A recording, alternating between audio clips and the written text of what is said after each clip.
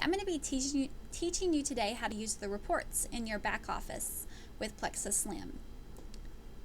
So first we're going to go to our reports section. Here is our list of reports that we have available to us.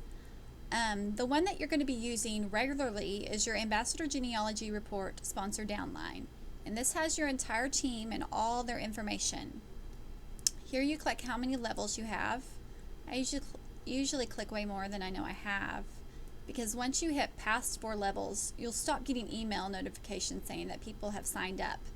And so you want to go ahead and click above what you usually have, because you never know when someone new may have joined a level deeper. So that'll pull up your report, and over here on the side it'll tell you what levels everyone's at and their ambassador number. And then here's their names and what pay level they're at, which is usually the level that they're at, and the day they joined. The CQ means commission qualified. This will tell you if your ambassadors are able to earn commission that month or not. Once they hit their $100 in sales, if their auto qualification is turned on, they will be commission qualified. Or else, if it's their first month and they bought a welcome pack and their auto qualification is turned on, then they will be commission qualified. If there is nothing in the space, then it means they are not commission qualified. And either it's because they have their auto qual turned off or they haven't hit their $100. If they're in blue, it means their auto qual is turned on, and it also means that this is not their first month. If they're white, it's not their first month and their auto qual is turned off. And if they're green, it's their first month, regardless if it's on or off. Active is if its auto qual is turned on or off. It's a Y if it's on, it's blank if it's off. And so that way you can go and check if you have any ambassadors. Like I do have one right now this month who has money coming toward her. She has sold over $100, but her auto qual is turned off. So she won't get paid on that even though she's made that. So I need to let her know that so she can go in and turn her auto qual on and get the pay that she has coming. So that's kind of a way to check up on your team to make sure that they have them on. Let them know that, or let their ambassador know that. You know, you definitely want to let your first line know that. As your team gets bigger, it's hard to keep up with everybody, but you definitely want to keep up with your first line.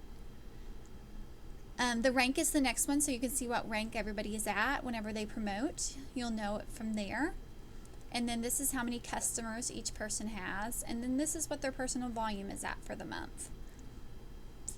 And then down at the bottom, you have how many points you have, and then how many ambassadors you have on your team.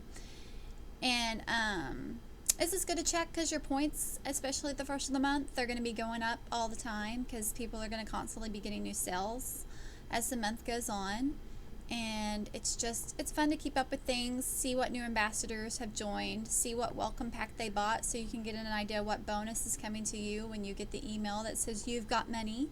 You'll know if it's a $50 bonus or a $25 bonus, or depending on what other level it's at.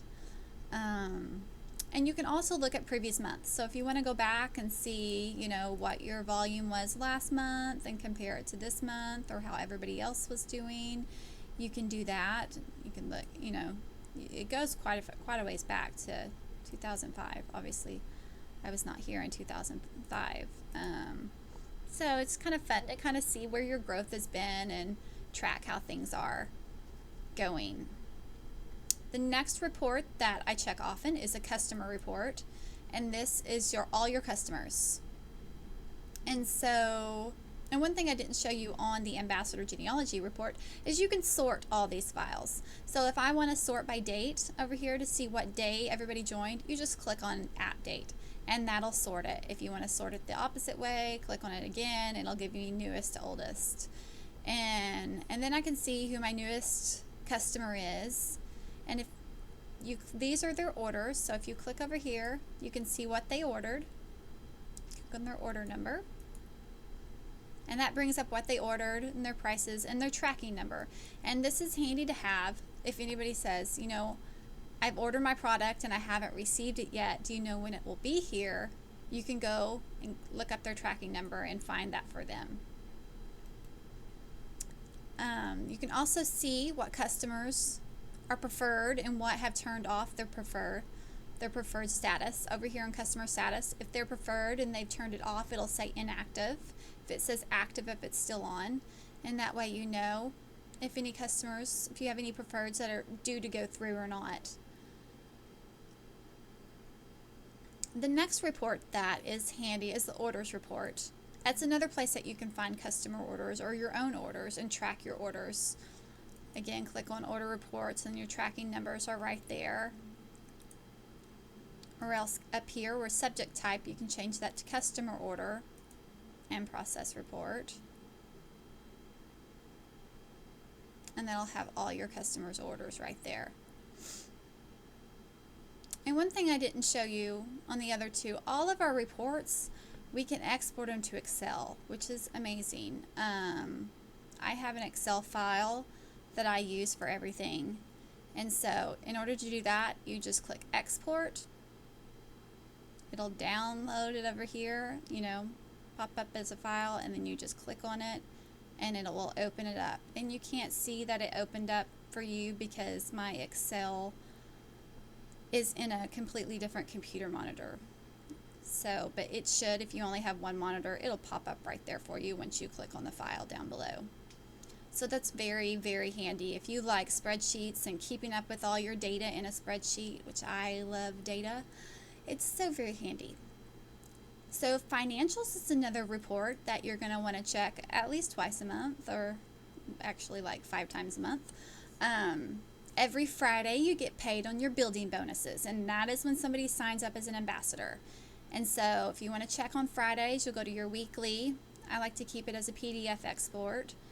And then you'll click what week you want to look for, and then you just click commission detail. Now your pop-up blocker has to be turned off. If you have a pop-up blocker on, you're not going to see this, and you're going to wonder, where is my report? Why do I not have any commission coming? I thought this for a long time, and then I finally realized, oh, my pop-up blocker is on. So make sure that's turned off and it stays off for this page.